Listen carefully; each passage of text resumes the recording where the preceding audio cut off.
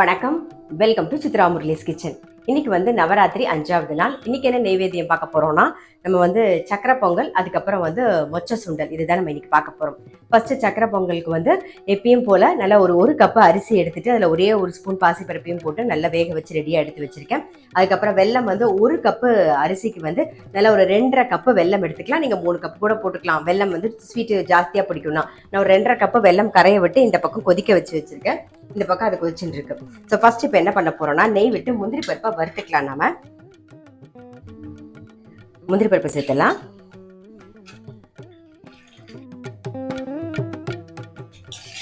முந்திரி பருப்பு எடுத்துடலாம். பாருங்க, சாதம் சக்கரை பொங்கலுக்கு ரெடியா இருக்கு.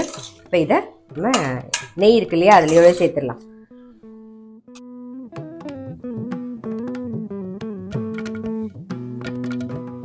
இப்போ வெள்ளை கரைசல் சேர்த்துடலாம்.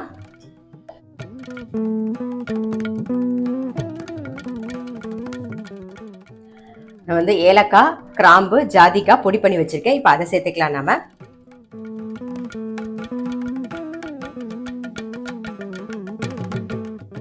பச்சை கற்பூரம் ஒரு சிட்டிகை சேர்த்துக்கலாம்.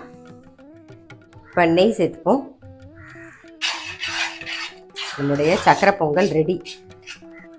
சக்கரை பொங்கல் ரெடி ஆயிடுது. மேலாக ஒரே ஒரு ஸ்பூன் நெய்யை விட்டுட்டு ஆஃப் பண்ணிடுவோம்.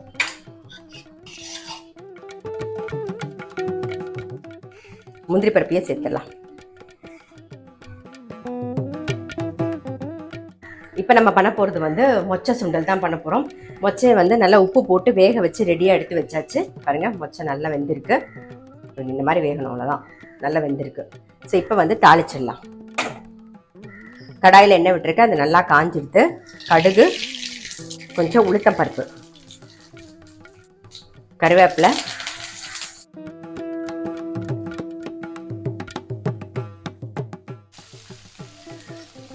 இதுக்கு காரத்துக்கு வந்து சுண்டல் பொடி தான் சேர்க்க போறோம். அது சேர்க்கலாம்.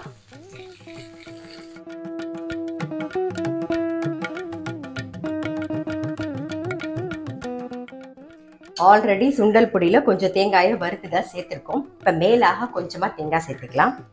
இது ஒரு டேஸ்ட் கொடுக்கும், அதுக்காக. அதே மாதிரி பெருங்காய பொடியும் கொஞ்சமாக போட்டுக்கலாம் மேலாக. அவ்வளோதான், நம்மளுடைய மொச்சை சுண்டல் ரெடி. இன்னைக்கு நைவேத்தியம் என்னன்னு பார்த்துருப்பீங்க. சக்கரை பொங்கல், மொச்சை சுண்டல். கண்டிப்பாக நீங்களும் உங்கள் வீட்டில் ட்ரை பண்ணி பாருங்க. நான் அடுத்த வீடியோவில் சந்திக்கிறேன்.